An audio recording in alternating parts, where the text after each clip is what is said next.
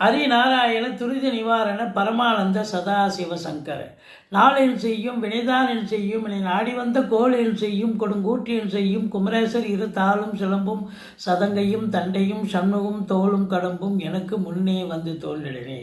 ஓம் அனுமந்தாய வித்மகே வாயு புத்திராய தீமகே தந்தனோ மாருதி பிரச்சோத்யாத் பட்டீஸ்வரம் ஸ்ரீ விஷ்ணு துர்க்கையே போற்றி. உலகெங்கிலும் வாழ்ந்து கொண்டிருக்கும் ஸ்ரீராம் ஆஸ்ட்ரோ யூடியூப் சேனல் நேயர்களுக்கு டாக்டர் சைதி ராஜாவின் அன்பான வணக்கங்கள்.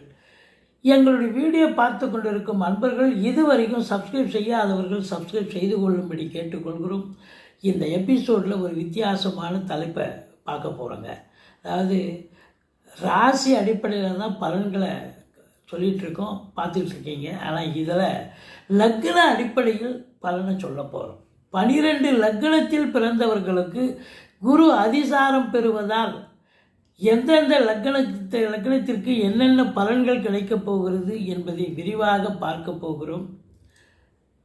வாங்க ஒவ்வொரு லக்னமாக பார்க்கலாம். சிம்ம லக்னத்தில் பிறந்தவர்களுக்கு வணக்கம். சிம்ம லக்னம் அப்படின்னு பார்த்தீங்கன்னா அதனுடைய அதிபதி சூரிய பகவான். இந்த குரு பகவான் பார்த்தீங்கன்னா 5ஆம் இடத்துக்கும் 8ஆம் இடத்துக்கும் ஆதிபத்தியம் பெற்றவர். ஒன்று நல்ல இடம், சூப்பரான இடம் 5ங்கிறது. ஆனால் 8ங்கிறது ரொம்ப ஒஸ்ட் பிளேஸ் 8. அப்போ சிம்ம லக்னத்துக்கு பார்த்தீங்கன்னா ஒரு 50% நல்லது நடக்கும், ஒரு 50% தீமைகள் நடக்கும். உங்கள் பிறப்பு ஜாதக அடிப்படையில் இப்போ தசாபுத்தி சிறப்பாக இருந்தால் கொஞ்சம் சமாளிப்பீங்க. தசாபுத்தி சரியில்லைன்னா கொஞ்சம் பிரச்சனையாக தான் இருக்கும். அதுலேயும் பார்த்தீங்கன்னா குரு உச்சமடைவது என்பது 8க்குடையவன் உச்சமடைவது அப்படின்னா அந்த சிம்ம லக்னத்துக்கு 8ஆம் இடம் அசிங்கம் அவமானத்தை தரக்கூடிய இடம். கடன் காட்சிகள் இருக்கும், ரொம்ப ஜாஸ்தி இருக்கும். அதை எப்படி கட்டுறது, அதை கடனை எப்படி மீட்கிறது, அதிலேருந்து எப்படி வெளியில் வர்றது, எப்படி கொடுக்க போகிறோம், அந்த கடனை அடைக்க போகிறோம் அப்படின்னு ஒரு பெரிய டார்ச்சராக இருக்கும் உங்களுக்கு. அதனுடைய தாக்கம் அதிகமாக இருக்கும் உங்களுக்கு. இல்லை உங்களுக்கு 50 வயசுக்கு 60 வயசுக்கு மேலே இருக்கிறவங்களுக்கு மருத்துவ செலவுகள் நிறைய இருக்கும். உடம்பு முடியாமல் போய் அப்பப்போ இப்போ இதை டெஸ்ட் பண்ணணும், அதை பண்ணணும், இப்படி உங்களுக்கு மருத்துவ செலவுகள் அதிகமாக வைக்கும் 50-60 வயசுக்கு மேலே இருக்கக்கூடியவர்கள். தேக ஆரோக்கியத்தில் பிரச்சனை வரும். ஒரு சிலருக்கு பார்த்தீங்கன்னா களவு போதல், பொருட்கள் களவு போயிடும், திருடுப்போம், எச்சரிக்கையாக இருக்கணும். அது மட்டும் இல்லை, உங்களுக்கு எதிரிகளால் கூட சில நேரத்தில் தொல்லைகள் ஏற்படும் அப்படின்னு சொல்கிறோம். நான் சிம்மத்துக்கு எதிரிகள், இவங்களுக்கு எதிரி யாரும் இல்லை, இவங்க எல்லாரையும் அவங்க அடக்கி ஆளக்கூடியவர்களாக இருந்தாலும் 8ஆம் இடம் ஒரு மறைவு ஸ்தானம், அது துஸ்தானமாக இருந்த அந்த அதிபதி உச்சம் பெறுகிறார் என்று சொன்னால் ரொம்ப கஷ்டம். உங்கள் தசாபுத்தி சிறப்பாக இருந்தால் நல்லா போகும், இல்லைன்னா ரொம்ப பிரச்சனையை சந்திக்கக்கூடிய நேரம் இது அப்படின்னு சொல்லலாம்.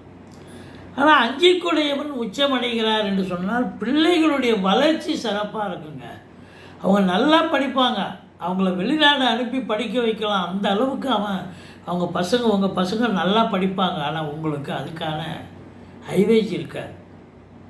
எப்படியாவது கடனை உடனே வாங்கியாவது அவங்கள வெளிநாடு அனுப்பலாம், இல்லை உயர்கல்வி படிக்க வைக்கலாம் அப்படிங்கிற ஒரு எனர்ஜி உங்களுக்கு இருக்கும் பட்சத்தில் நீங்கள் அதை செய்வீங்க. ஆனால் அவங்க நல்லா படிப்பாங்க, பிள்ளைகளுடைய வளர்ச்சி சிறப்பாக இருக்கும், குலதெய்வத்துடைய அனுகிரகம் கிடைக்கும், குழந்தை பாக்கியம் இல்லாதவர்களுக்கு குழந்தை பேரு கிடைக்கும்.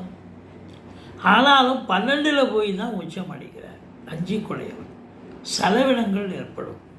குழந்தை பாக்கியத்துக்காக செலவு, பிள்ளைகள் படிக்கிறதுக்காக செலவினங்கள், குலதெய்வத்துக்கு ரொம்ப நாள் நேர்ந்திருப்பீங்க, இப்போ அது அந்த நேர்த்திக்கடனை செய்வீங்க, அது ஒரு செலவு. இப்படி உங்களை பொறுத்தவரையிலையும் ஒரு நல்லது நடந்தாலும் செலவினங்கள் ஏற்படும் அப்படிங்கிற ஒரு நிலை தான். குரு பார்வை பார்த்தீங்கன்னா 4ஆம் இடத்தை குரு பார்க்குறார். 4ஆம் இடம் என்பது தாய் மாதுருஸ்தானம். தாய் வழி சொந்தங்கள் உங்களுக்கு அனுகூலமாக இருப்பார்கள்.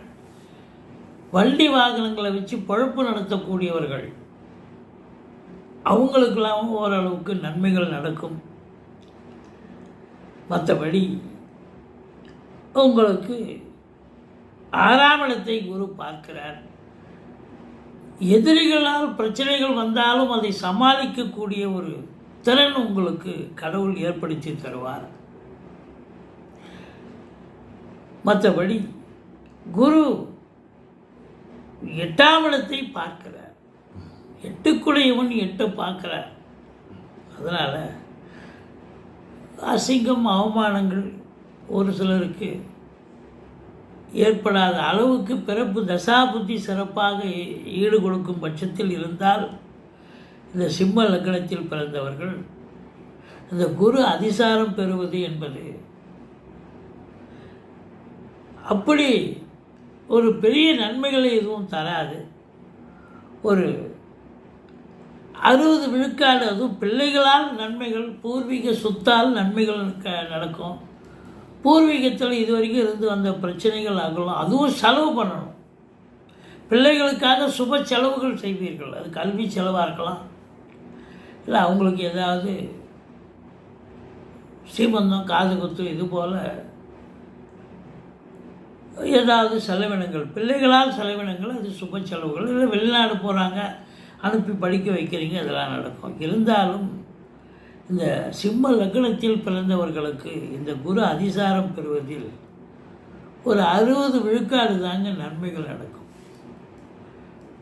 மற்றபடி எங்களுடைய வீடியோ பிடிச்சிருந்தால் லைக் பண்ணுங்கள், ஷேர் பண்ணுங்கள், சப்ஸ்கிரைப் பண்ணுங்கள். மறக்காமல் சப்ஸ்கிரைப் பண்ணுங்கள். நன்றி. வாழ்க வளமுடன்.